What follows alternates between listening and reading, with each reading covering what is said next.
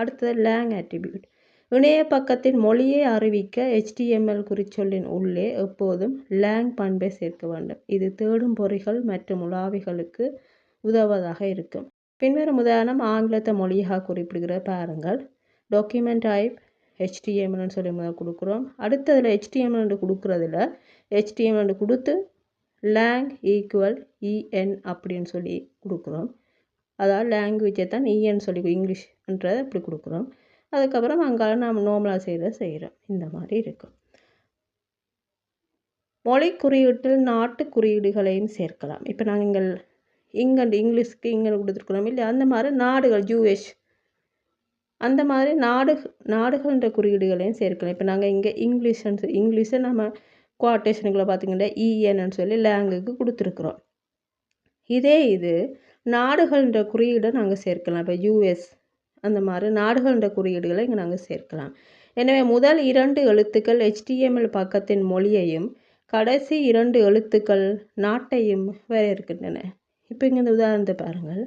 Document type HTML தொடங்குகிறோம். HTML லேங்கு கொடுத்துட்டு இங்கால ஈக்குவல் குவாட்டேஷனுக்குள்ளே EN சொல்லி கொடுத்துட்டு US சொல்லி குவாட்டேஷனுக்குள்ளே கொடுத்துருக்கோம்.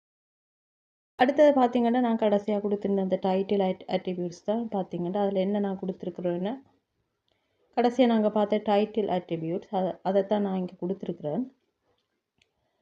இது எப்படி டிஸ்பிளே ஆகுதுன்னு பாருங்கள். இதே மாதிரி ஒரு உதாரணம் நான் ஏற்கனவே உங்களுக்கு கூறியிருக்கின்றேன். அதாவது கேர்சரில் நாம் என்ன இது கொடுக்குறோமோ அதுக்கிட்ட கேர்சர் கொண்டு போகும்போது நாம் இந்த கேர்சரில் என்ன டிஸ்பிளே ஆகணும்னு சொல்லி ஒரு எக்ஸாம்பிள் வந்து கொடுத்துருந்தேன். அதே போல் தான் இந்த எக்ஸாம்பிள், அதாவது டைட்டில் அட்ரிபியூட்ஸ்ன்னு சொல்லி சொல்கிறது.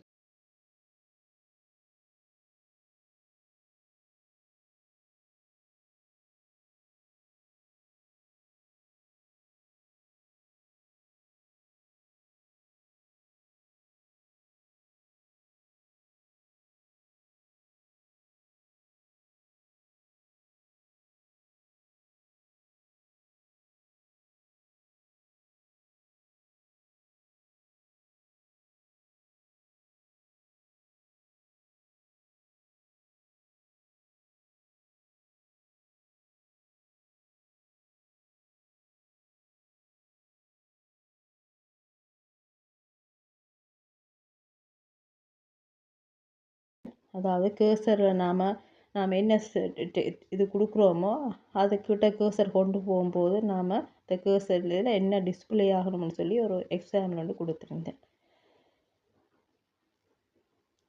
அதே போல் தான் இந்த எக்ஸாம்பிள், அதாவது டைட்டில் அட்ரிபியூட்ஸ்ன்னு சொல்லி சொல்கிறது.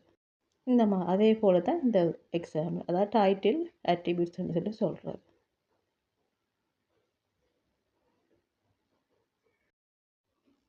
இந்த அட்ரிபியூட்ஸில் நான் உங்களுக்கு IMG SRC அதாவது SRC அட்ரிபியூட்ஸ் சொல்லியிருந்தேன். இப்போ இது பாருங்கள், நான் என்னுடைய பிசியில் நான் உங்களுக்கு அதை செய்து காட்டுறேன். நான் அதில் குறிப்பிட்டிருந்த அந்த படத்தை எங்கே இருக்குது, என்னுடைய பிசியில் எங்கே இருக்குன்னு அந்த வழி பாத் இல்லை SRCன்றது அதுதான் குறிக்கும். அதாவது இந்த படம் எங்கே இருக்குது, இப்போ இதை என்னுடைய பிசியில் எங்கே இருக்குன்ட்டு அந்த பாத்தை நான் அதில் போட்டு உங்களுக்கு காட்டுறேன்.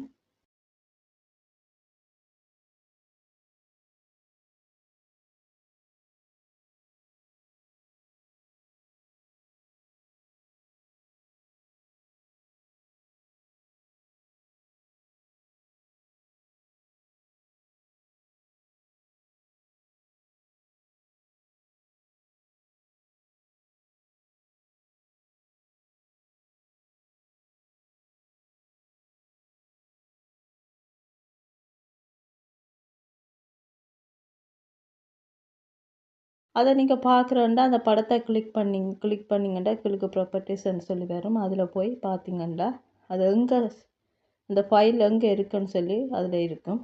அதை நான் இங்கே கொடுத்துருக்குறேன்.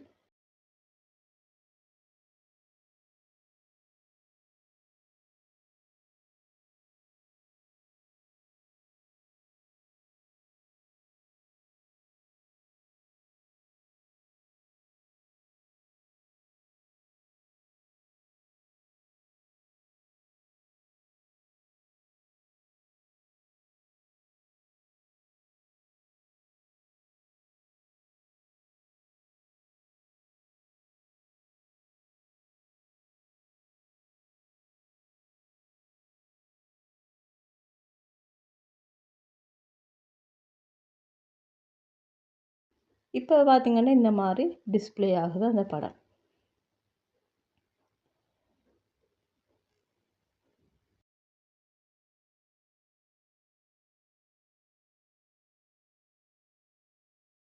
அதிலேயே பார்த்திங்கன்னா நான் 3வது கொடுத்துருக்குறேன் வித் அண்ட் ஹைட் ஆட்ரிபியூட்ஸ்ன்னு சொல்லி கொடுத்துருந்தேன். இந்த படத்திலேயே நான் உங்களுக்கு அதையும் போட்டு காட்டுறேன். இந்த படம் நான் பார்த்திங்கன்னா இப்போ நான் வித் கொடுக்குறேன், அதே நேரம் ஹைட்டும் கொடுக்குறேன். கொடுத்துட்டு நான் உங்களுக்கு இந்த படம் எப்படி வருகுதுன்னு சொல்லி காட்டுறேன்.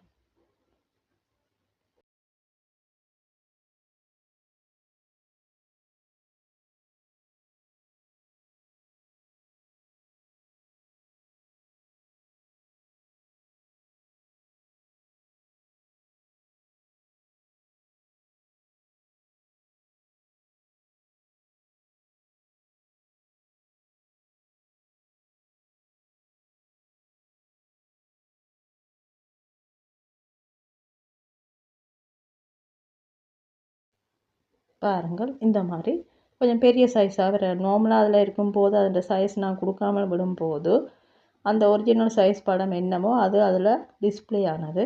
இப்போ நான் எனக்கு இந்த சைஸில் வேணும் அப்படின்னு சொல்லி கொடுக்கும்போது கொஞ்சம் பெருசாக வருகிறது.